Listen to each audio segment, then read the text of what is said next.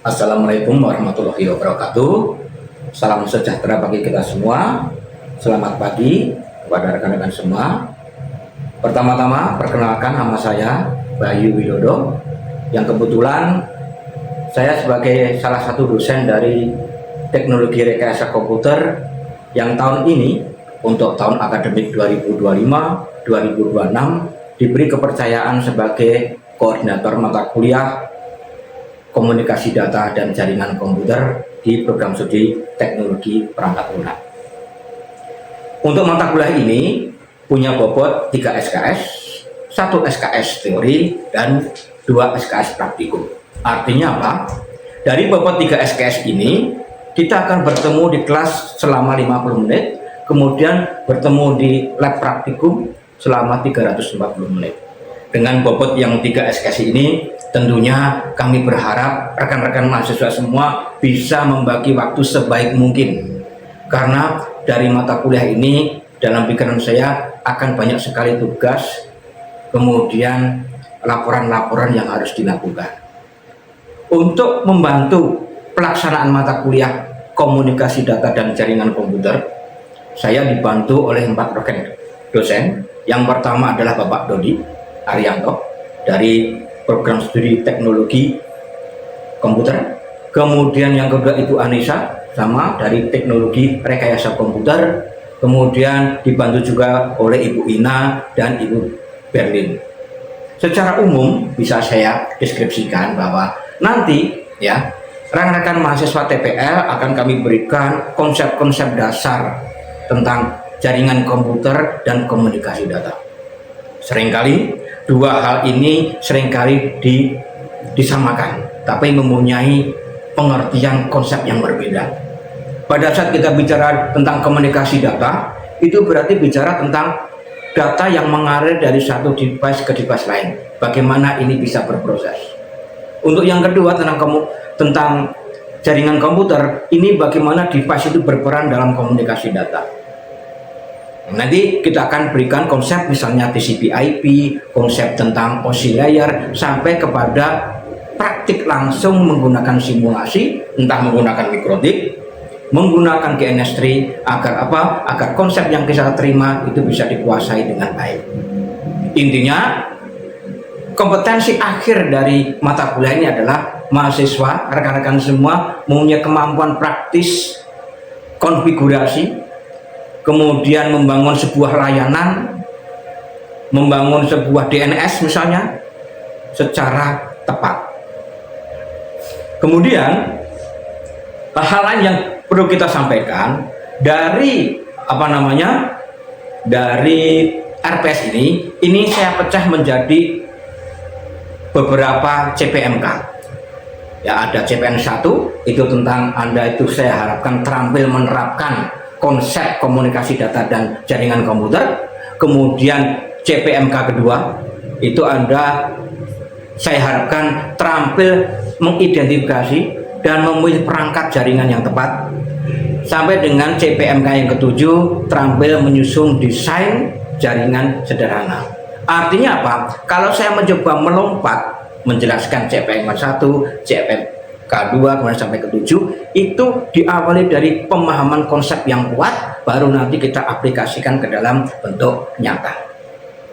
Kemudian dari CPMK ini saya terjemahkan dalam beberapa sub CPMK dalam beberapa pertemuan. Ada 16 kali pertemuan yang akan kita lakukan.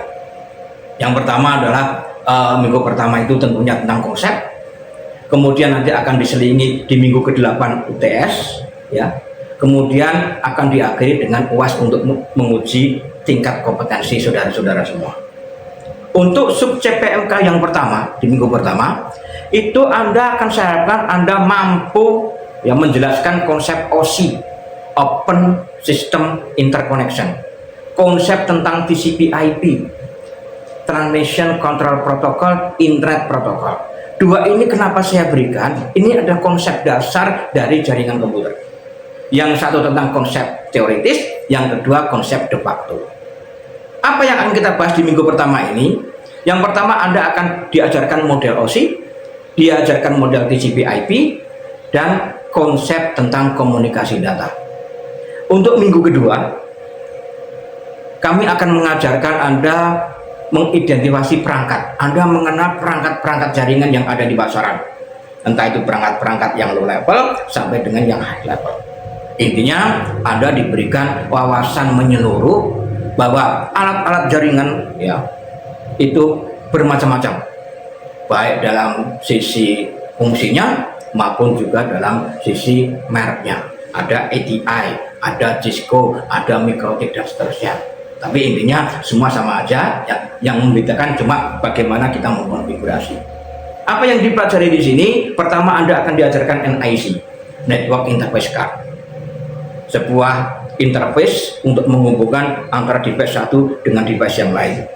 Dan yang kedua akan diajarkan tentang switch, diajarkan tentang router, kemudian juga diajarkan tentang cabling, UTP 6, Cat 5e dan seterusnya. Dan yang terakhir yang baru hit akhir-akhir ini yaitu Anda diajarkan tentang wireless local area network. Kemudian untuk minggu ketiga Anda akan dijelaskan tentang LAN dan WAN, local area network, dan wireless area network, dan wide area network. Dan ini yang paling penting, Anda akan diajarkan tentang IEEE, ya, sebuah konsorsium yang mencoba menstandari keseluruhan dari LAN maupun wireless LAN.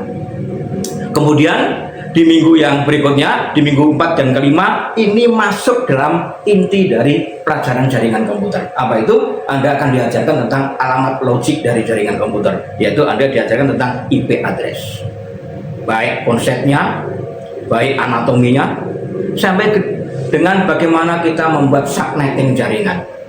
Nanti ada hitung-hitungan dan nanti akan langsung dipraktekkan dengan simulasi sederhana. Entah itu nanti kita menggunakan GNS3 atau kita menggunakan apa ya, virtual box. Kemudian minggu minggu ke-7 Anda akan diajarkan tentang membangun simulasi jaringan. Apakah itu nanti ada konsep namanya host only, ada juga konsep bridge. Nah, ini kita kan sudah masuk ke dalam apa? Dalam konfigurasi, masuk ke dalam simulasi bagaimana jaringan itu dibangun. Di minggu ke-7 akan ada ujian tengah semester untuk menguji kemampuan Anda di minggu pertama sampai minggu ke-6. Dari rangkaian pertemuan 6 minggu ini, kita bisa memahami bahwa Anda memang benar-benar harus menguasai konsep ini. Karena tanpa Anda menguasai konsep ini, nanti di minggu ke-9 sampai dengan minggu ke-15 Anda akan mendapatkan kesulitan-kesulitan. Coba kita buktikan untuk pertemuan di minggu ke-9. Di minggu ke-9 Anda akan diminta untuk menginstal ya CHR Mikrotik. Kita akan mencoba membuat simulasi jaringan dengan menggunakan CHR Mikrotik dengan simulasi GNS3. Apa yang mendasari di minggu sebelumnya? Anda diminta tahu tentang alamat jaringan, tentang subnetting, tentang IP address, tentang router, tentang switch, tentang PC dan seterusnya. Jadi artinya Anda harus benar-benar di minggu pertama sampai minggu ke-6 itu Anda kuasai. Di minggu berikutnya, minggu ke-10, Anda akan diajarkan tentang IP yang statik DHCP, yaitu bagaimana kita tidak usah mengkonfigurasi IP secara manual. Nanti akan ada server tertentu yang akan memberikan IP kepada device kita. Ini adalah latihan ya, ini adalah praktikum yang kita temui sehari-hari. Di minggu ke-11 kita akan mencoba belajar routing, nanti diikuti dengan belajar routing statik, kemudian diikuti juga dengan routing dynamic.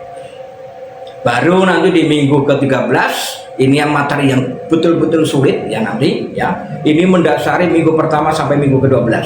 Apa itu? Anda akan diajarkan virtual private network. Ya. Kemudian Anda juga akan dikenalkan dengan manajemen bandwidth. Apa yang akan diajarkan di minggu 13 yang saya katakan sulit? Karena nanti Anda akan mengenal yang namanya PPTP. Anda akan mengenal tentang IP security. Anda akan mengenal simple queue dan seterusnya. Baru di minggu 14 Ini ujung dari semua proses yang kita lalui, yaitu kita belajar bagaimana monitoring jaringan. Angka-angka yang berseliweran dimonitor akan kita coba analisa, kemudian kita membuat sebuah keputusan, membuat sebuah cerita bagaimana performance jaringan yang kita bangun. Di minggu ke-15 Anda akan diminta untuk membuat sebuah proyek untuk membuktikan performa Anda kuliah selama 14 minggu. Tentunya pekerjaan ini adalah pekerjaan tim, karena nggak mungkin ya kita sebagai seorang engineer komputer itu belajar sendirian. Biasanya itu adalah selalu kolaborasi. Nah, ini adalah rangkaian dari cerita tentang sub CPMK yang saya turunkan dari CPMK tadi. Nah, berikutnya apa yang akan kita nilai nanti? Nanti saya harus membuat sebuah keputusan nilai, ya. Apakah Anda akan mendapatkan nilai A, mendapatkan nilai B, mendapatkan nilai C, atau bahkan tidak lulus. Untuk nilai A, saya tidak menggunakan standar deviasi, tapi akan saya membuat sebuah standar. Kalau Anda mendapatkan nilai lebih dari 85, maka Anda akan saya nyatakan Anda mendapatkan A di mata kuliah ini. Tapi kalau kurang dari itu, bisa ambil. Kalau kurang dari 45, itu akan saya nyatakan tidak lulus. Apa yang akan kita nilai?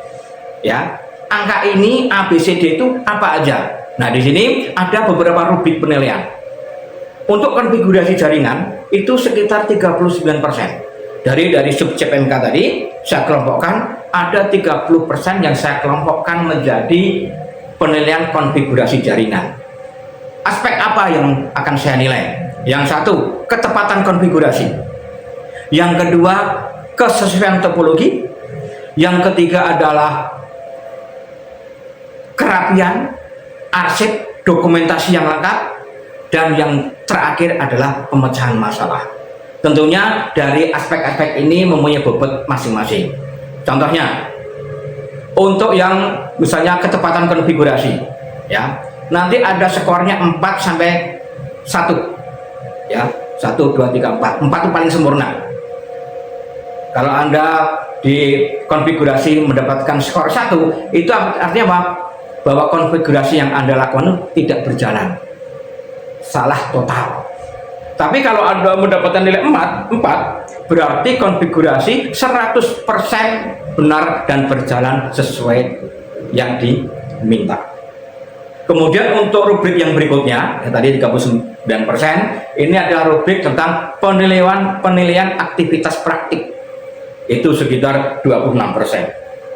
Apa aja aspeknya? Yang pertama kehadiran.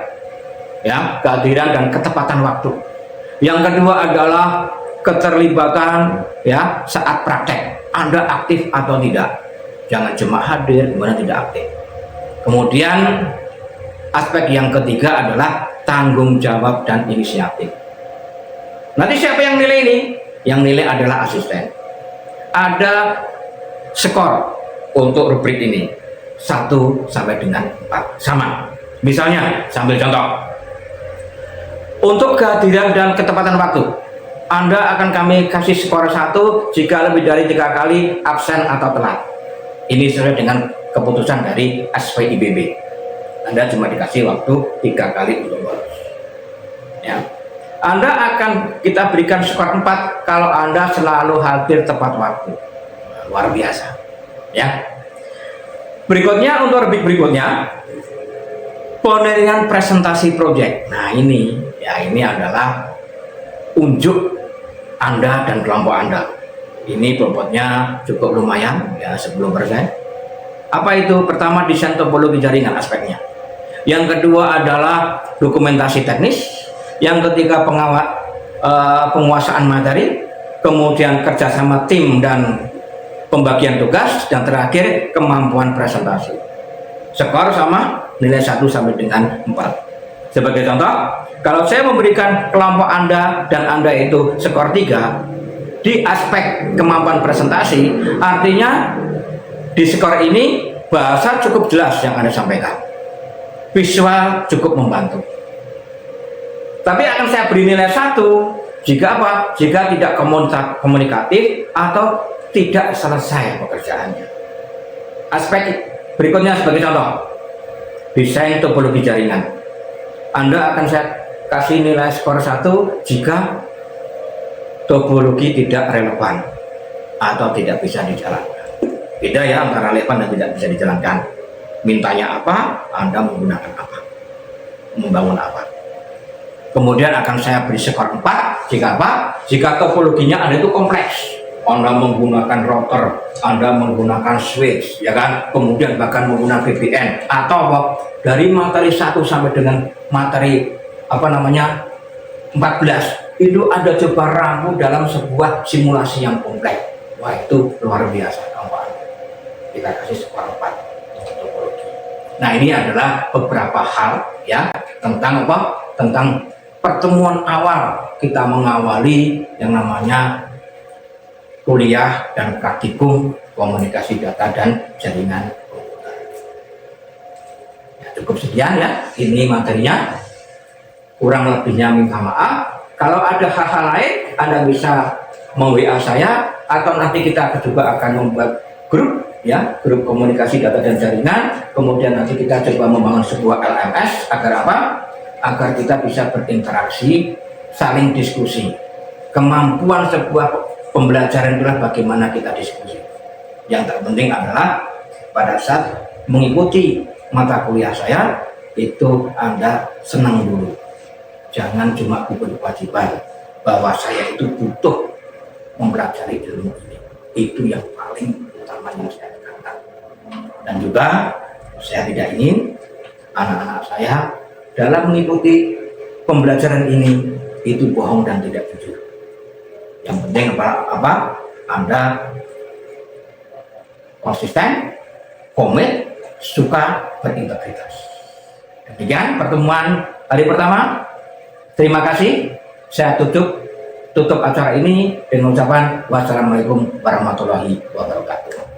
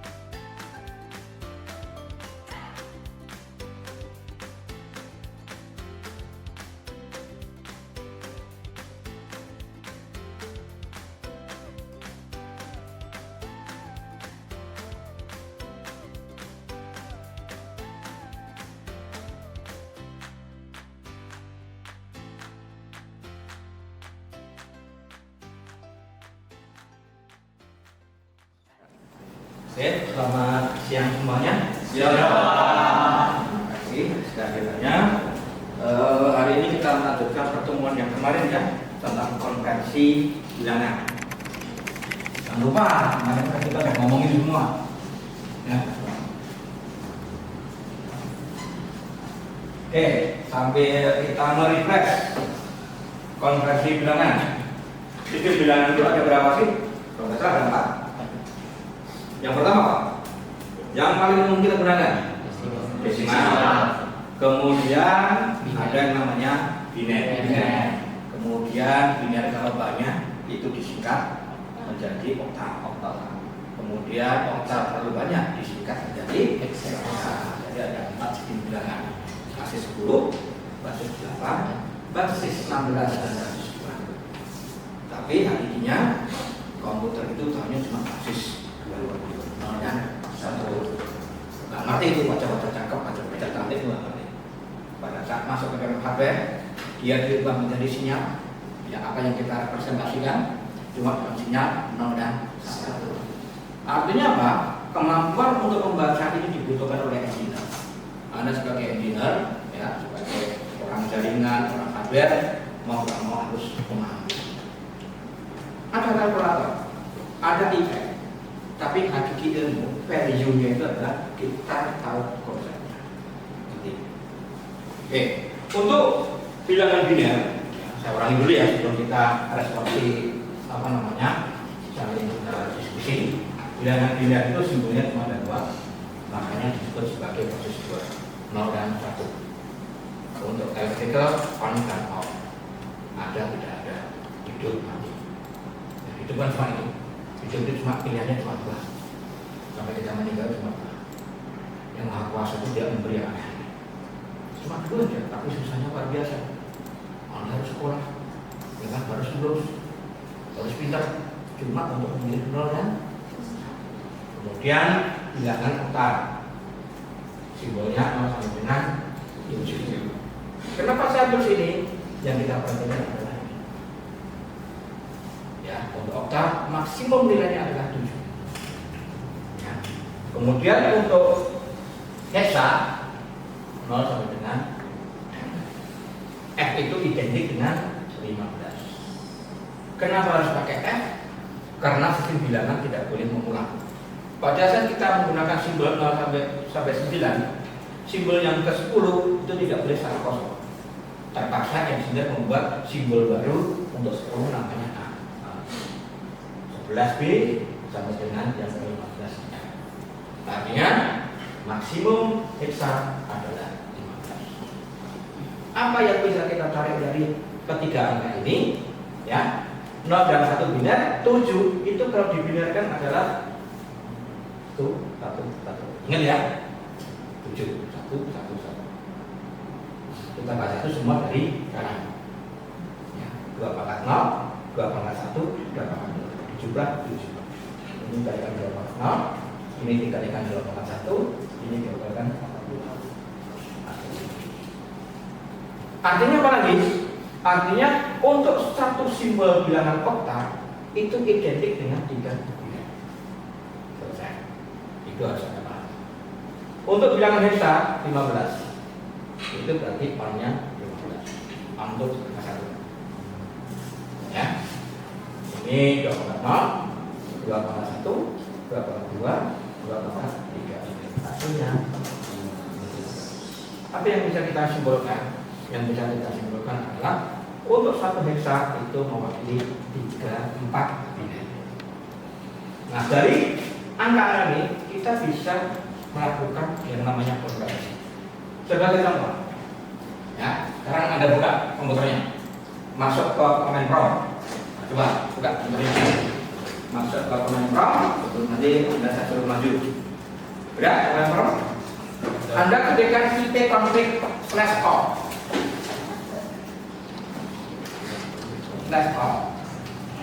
Ya, ipconfig bukan F ya, IP. Ya, tolong ada huruf-huruf yang ada FFA, hardware address.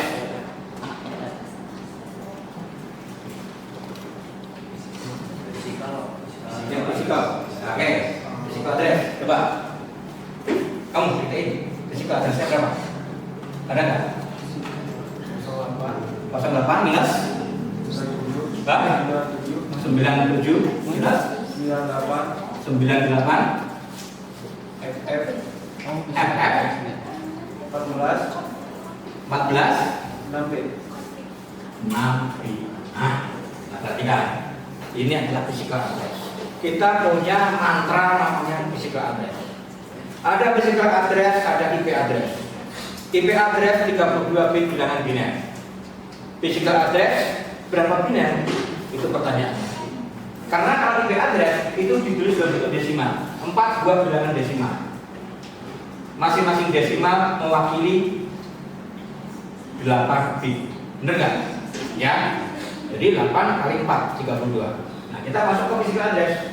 Hati-hati ya. Komputer itu punya 3 alamat. Alamat logik, alamat fisik, dan port. Ya kan? Seperti rumah. Rumah itu punya alamatnya, punya pintunya, ya kan? Punya yang harus disebut. Ada 3. Nah, ini adalah contoh physical address atau hardware address. Kita tidak bisa membaca ini 98. Nggak boleh. Jadi benar tadi temanmu bilang 98. karena ini bilangan hexa. Di tempat lain pasti beda. Semua alamat hardware address itu pasti berbeda, nggak mungkin sama. Seberapa banyak device yang diproduksi, ini pasti beda. Nah pertanyaannya, kita ingin membaca dalam bentuk bilangan biner. Dan ini ada berapa bit? Kita lihat di sini. Kita lihat di sini. 1 hexa sama dengan 4 bit. Ya, 1 hexa sama dengan 4 bit. Kenapa 4 bit? Karena nilai maksimum dari hexa adalah F itu 15. 15 dibinerkan 1. Paham ya? Paham. Sekarang kita coba ini, nanti berikutnya kalian yang maju. Sekarang kita ada 08 hexa. Binernya berapa? 0 itu off. 1, 2, 3, 4. Terpaksa saya harus menerjemahkan dari binernya. Untuk yang 8, ada bayangin, ada 4 buah biner. 2 pangkat 0, 2 pangkat 1, 2 pangkat 2, 2 pangkat 3. Kita butuh 8. Berarti yang dipanggil cuma ini. Nanya off. Jadi 1, 0. Nih, apa? Punya apa? Gak apa-apa. Main sih juga gak apa-apa. Karena sabar. Ya. Kuliah itu akan nanti kalau ada perdebatan akademis antara dosen dan mahasiswa. Kita pintar semua. Benar ya? Artinya apa lagi? Ini 8 bit dong, 2 angka ini. Benar nggak?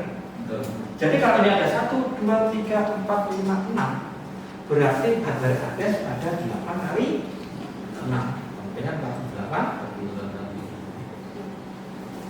Gampangnya kayak gitu coba. Oke, sekarang saya pengen maju. Ya, tadi baris sekarang. Nah, antara 3 itu bantu saya benarkan 9 dan 7. Sangat gak apa-apa. Yuk, Mas, maju. Maju. Ke belakang aja. Nanti atas idenya. Ini kan Mas. 9, 7. Kalau kita kuliah ini ya, itu sering kali saya katakan, kita itu boleh salah, tapi tidak boleh bohong. Dan khusus saja, saya juga melakukan apa-apa. Saya itu nggak apa-apa. Tapi kalau Anda kerja nggak boleh itu salah. Bohong tiap kali. Maju. Yuk. 9. Yuk. 9 sama 7 Pak? Iya, bukan 97 loh ya. 9 dan 7 ya. 9 nya berarti 1, 0, 1. Betul. Lanjut. Yang 7 berarti itu 0, 1, 1. Itu dong, 1 ya. Oke. Oh, di kau ini. Kamu.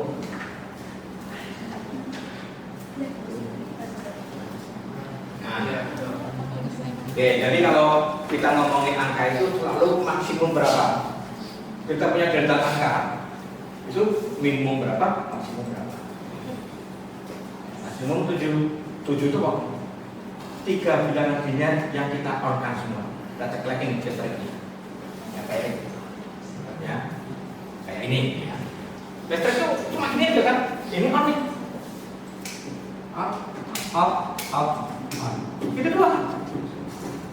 Jadi nanti yang bulan puasa itu punya rumah itu cuma bentar malaikat off kan. Coba ya. Oke, lanjut biar kena yang jam 98 ya. Ini kan sama nih. FF. Yuk. Ibu-ibu. Ibu-ibu.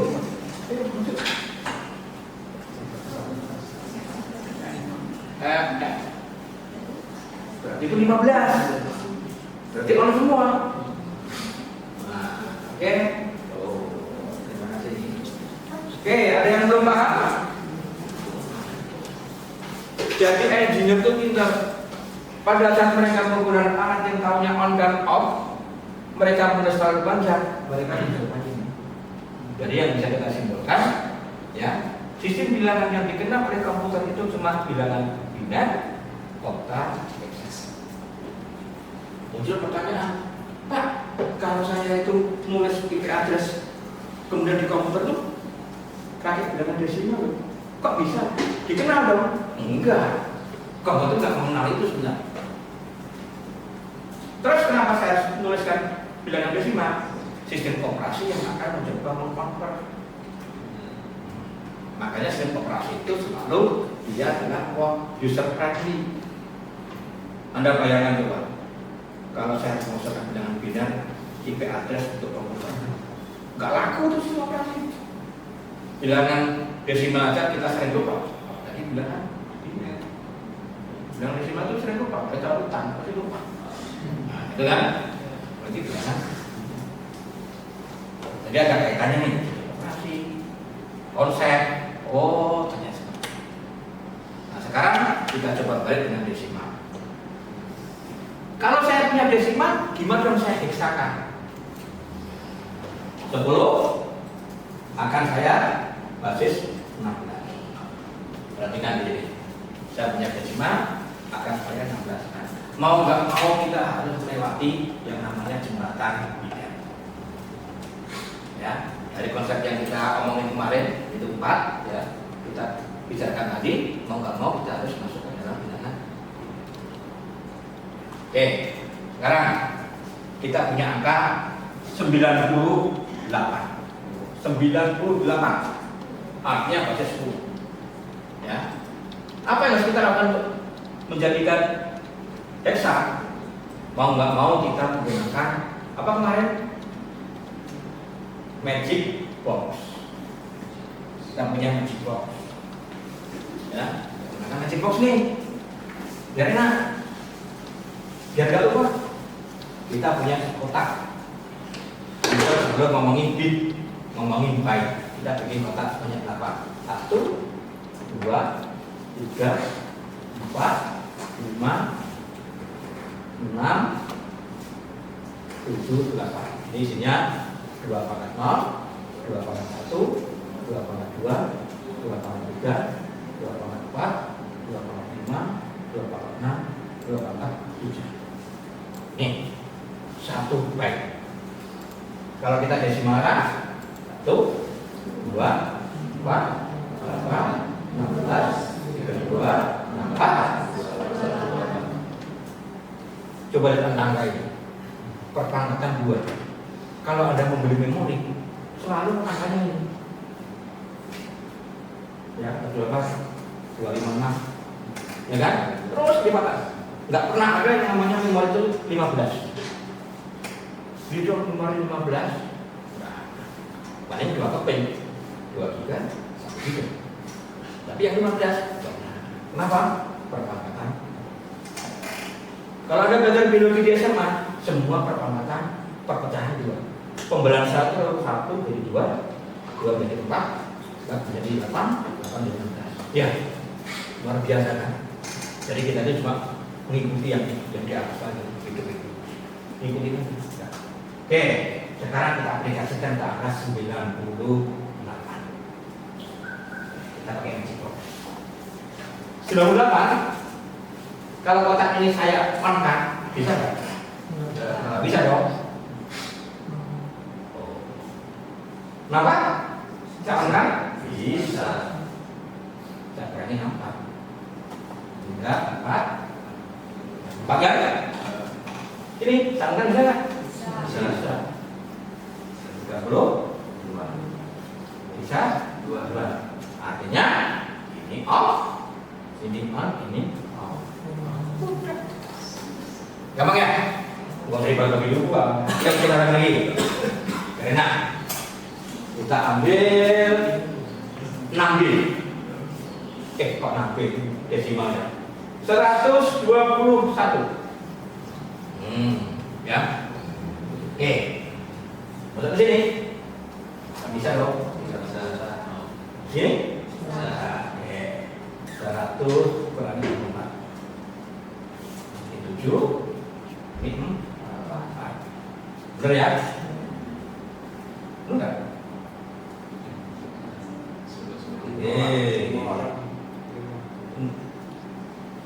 Berapa 7, ini 1, berarti berapa? 5 ya? 57. Oke, 57. Sini masuk enggak? Masuk. On, nah. Kurangi 32. Hah? Ini? Masuk dong. Kurangi 16. Tinggal 9 kan? Udah. Gampang. On, off, off, on. Jadi bikinnya on, off, on, off, on. Terus kalau ke bisa gimana? Ya sudah dibagi 4 dari kanan. Tuh 2, 3, 4. Tuh 2, 3, 4. Berapa ini? 1 kosong 1, 8 tambah 1, 9. Ini 15 dikurangi 8. Udah 79 deh. Saya nggak mau, saya pengen oktav. Oh, kita hapus oktav. 1, 2, 3, ya kan? Kan oktavnya 3 tadi. 1, 2, 3. Loh ini kurang 1 Pak. Ya udah tambah itu Pak. 1, 7. Gampang ya? Kalau menyenangkan ya, kita belajar ya, apa namanya jaringan itu paling gampang Pak. Jaringan itu yang sudah cuma satu. Bagaimana kita mengkonfigurasi sesuai keinginan pabrik. Mikrotik punya aturan sendiri, Cisco punya aturan sendiri, API punya aturan sendiri. Mau nggak mau, Anda sudah cari perintah-perintahnya, mengulang, biar. Oke, apa yang mau bertanya? Sebelum kita cukupkan acara respons ini, ya mudah-mudahan ada tambah-tambahan ilmu hari ini, ya. Lumayan. Di lapangan itu kadang-kadang kita tidak ada listrik, tidak ada HP, tidak ada kalkulator, tidak ada laptop. Terus ngomongin ini, ya sudah. Saya punya konsep, saya bisa. Jadi artinya ada hal-hal tertentu yang harus Anda pelajari, harus Anda hafalkan. Kalau saya nggak mau menghafal, gimana? Saya harus latihan sebanyak mungkin. Jadi pada saya ketemu sesuatu masalah, oh saya pernah, di mana saya cari. Kapasitas otak kita itu terbatas, nggak mungkin semua itu dihafal. Ya, nggak mungkin semua dihafal. Tapi ada hal-hal yang wajib apa? Pancasila wajib apa? Nanti nggak dapat sepeda. Nah, ini ya. Kebangsaan, tanah air. Oke, nggak ada pertanyaan? Udah? Kok kamu stres gitu? Hidup itu cuma senyum dong. Ya kan? Yang kalian kakaknya yang nah ini boleh sebenarnya.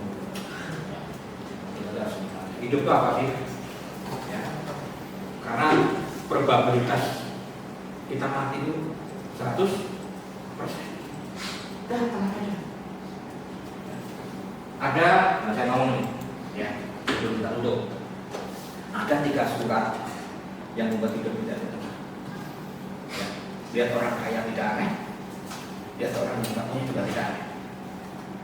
1, surat Al-Kautsar. Apa ya? Cuma 3 ayat, tapi susahnya luar biasa.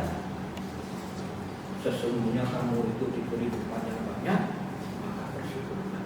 Waduh, susahnya luar biasa.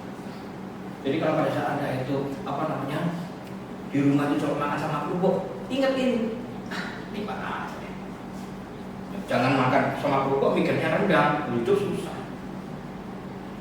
Makannya ikan asin mikirnya apa? Balado, padang, susah. Udah nikmatin. Pada saat susah ada nama surat Inna A'tainaka Kautsar, kemudian yang satu lagi apa?